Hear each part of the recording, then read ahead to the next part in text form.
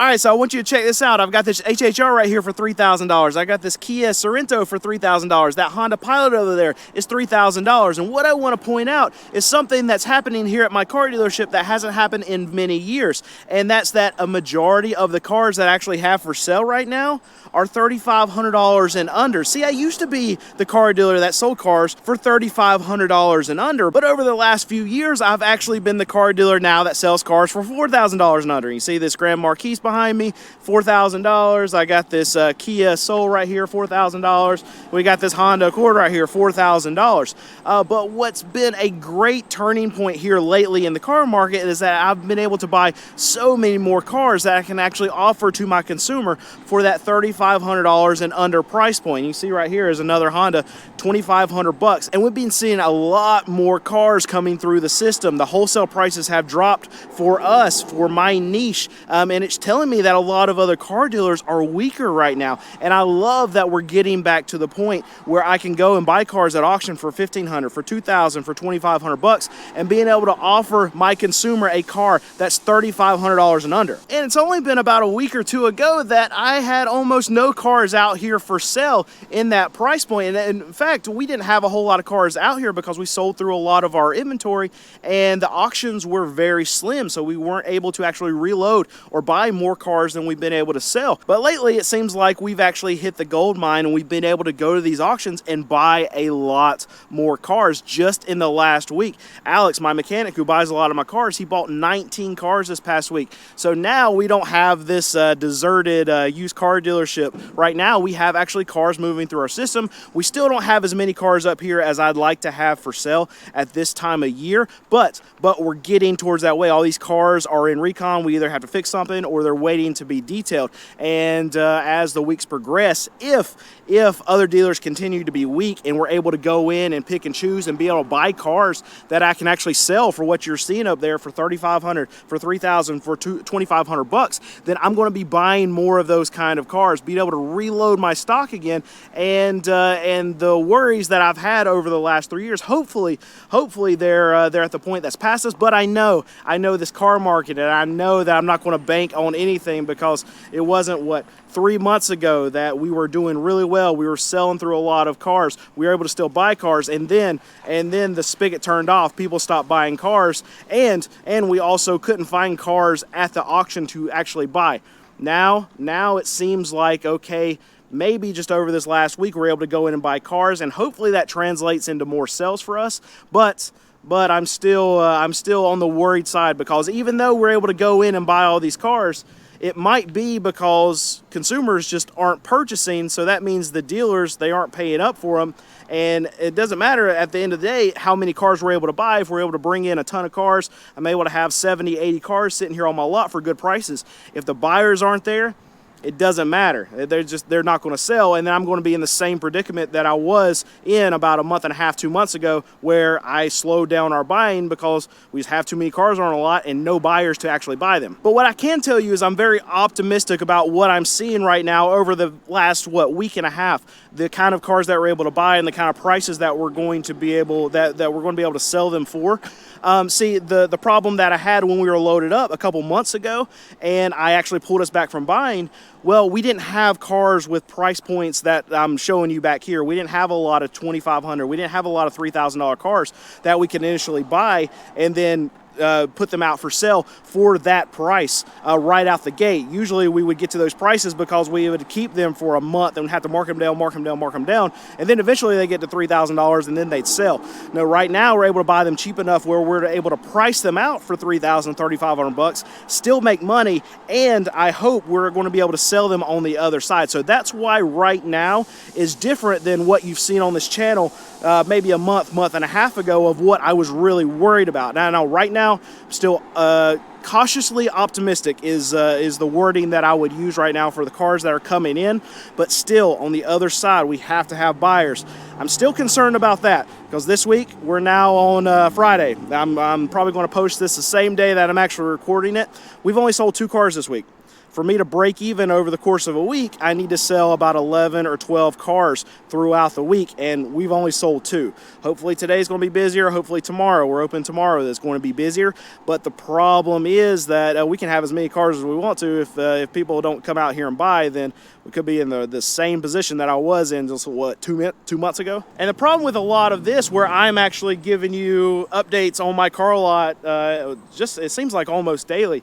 If you're watching, subscribing, make sure you hit the notification stuff, that it feels like I'm yo-yoing, like I'm crazy worried like 2 months ago, and then last month I'm like, okay, well, we're still slow, but now we're almost out of cars, and we're just struggling to break even. And now, okay, we're still haven't picked up. We've only sold 2 cars this week, and but now we're able to go in and buy cars for good prices. What I'm hoping this turns into, and I hope you don't take it as me just flip-flopping, but I'm able to buy cars so much cheaper right now than I was 2 months ago when I was worried about people not buying. I'm hoping that we get all these cars cleaned, we get them out for good prices, and then we start seeing people buy. So what I'm hoping for is that there's still buyers out there. They're just waiting for that certain price point. And if we can give them that certain price point, I want to find it, and that's what I'm going to try to do with these cars right here, that then we can start actually moving some metal, turning and burning. How my business actually survives its own volume. So I want to buy cheap, I want to sell cheap, and that's how I try to do it. I know a lot of you out there, you see these $3,000 cars. I get blown up on the Mercury Grand Marquis that we have out there for $4,000, and you want to know where my location is, and I don't ever do that. And you know what? This is why. Where are you located? All right, this is the number one question I get from everyone. I get emails every night. Here's the thing. I make these videos on YouTube, and I feel like my job here on YouTube is to give you information about the car market, what's going on, and to give you tips on buying cars, and to tell you what to do, what not to do when you're looking at car purchases. And I feel like if I'm also peddling the cars that I have on my car lot, and I'm saying, hey, my car lot's here. Here's my website. Look at what I have. I feel like that information that I'm trying to give you, which is my mission here on YouTube, is going to be not received by you in the same light. So it's very important to me that I don't actually give out my location. Now you can, if you know how to use a Google search, you can find my dealership. But I will put a caveat there that AI is not successful with actually finding our dealership. And that's because there's another dealership that's probably 45 minutes away from where we actually are. And the guy's name is also Brandon. And that's the name in his dealership. So most people, when they're actually looking for the dealership, that's the one that it goes to. But if you want to find my dealership, it's out there. You can find it. But I don't want to be in the business of telling you, hey, now's not the time to buy a car. And then I turn around and there's a $3,500 car behind me and say, but you could come buy this one, and it's on my website down in my description. Please come buy this car. Like, yes, I'm in the business to sell cars, and I want you to buy cars from me. But also I'm in the business to give real, honest, true advice on YouTube about buying cars, when to buy cars, what you should do, what you shouldn't do.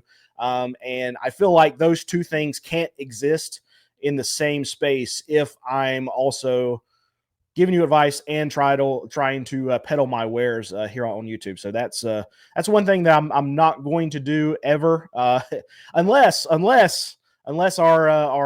business starts to fail greatly, and if that happens, then maybe we'll start putting out our website. But so if you want to just have an easy link to click on my website, you need to root for us to suck at business. But that's going to be a long time from now if something like that actually does happen. That's the Hail Mary pass of the situation that I'm talking about. Yeah, a lot of people think we're crazy for saying, hey, cars aren't selling, but we're not putting it on YouTube. That's a floodgate situation. So here, I got another reason. You people are crazy. So the people who have found our dealership and call, like Nate's my sales manager. Poor Nate Nate hates you. Every one of you. Does not. Every single one of you out there. Tara, who is my she's a title clerk. She does sales too. She answers phones. She's my sister. My and she hates No. all of you. Actually, she hates you less because for whatever reason, you guys are a lot sweeter to her than you are to Nate.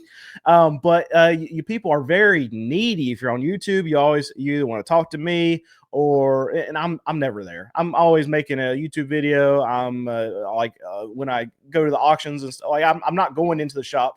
They don't even allow me to talk to customers anymore because I talk for a living, so I slow down the whole process of actually selling a car, and I'll give discounts that they don't want me to give. So they don't even keep me in the front office anymore if I'm around the shop. But yeah, you people who are calling from YouTube, you're in California. The questions are, hey, I saw this car. It's on your website. It's $2,500. Can you ship it to me? No, we're not going to ship it to you. Hey, can you hold this car for me for 3 months? I'm going to have the money in 3 months, or I'm going to be able to get a ride to. No. Hey, I'm from North Dakota. I'm going to drive down. Or no. That's not what the dude did.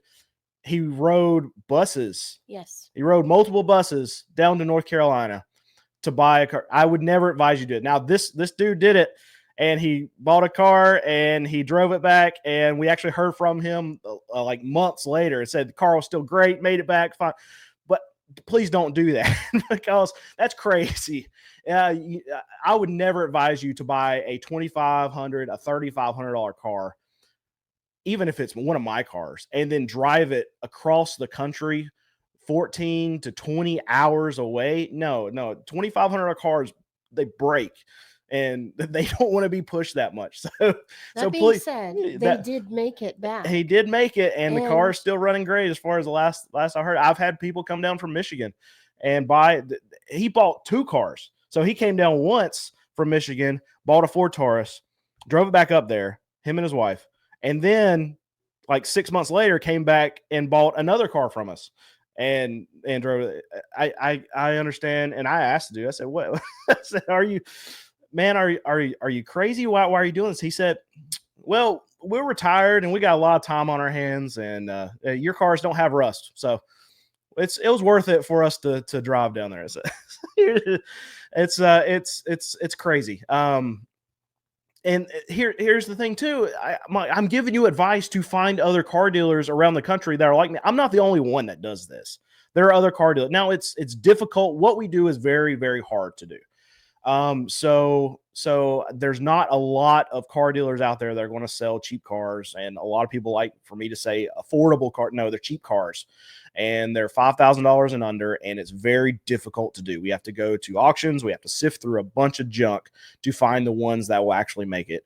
And I can understand why there's not a lot of car dealers out there because of how hard it is for us to work to be able to do it. We also have a mechanic on staff that can fix little things because these $2,500 cars, they can nickel and dime car dealers when you have to fix O2 sensors, you have to fix wheel bearings, you have to go through and do some kind of even just AC charge, fix the sunroof, fix regulators. That stuff really adds up if you don't have a mechanic on staff. So that's another reason why we're able to do it, and a lot of other car dealers aren't able to do it. And Alex, who is my mechanic, he's my cousin. I mean, I'm telling you, all these people are my family members that work. And the ones that aren't, they feel like family members. So we have a small family owned business, and it's tough. It's very hard. So that's I'm getting off the question now. Yep. I'm not going to tell you where my dealership is because you people are crazy. And what was the second reason? And we want to keep our integrity on YouTube. Oh yeah, there's that too. Yeah. And there was one other thing. You said that our staff hates them, but I would like to. They hate every one of you. No, it's not the case.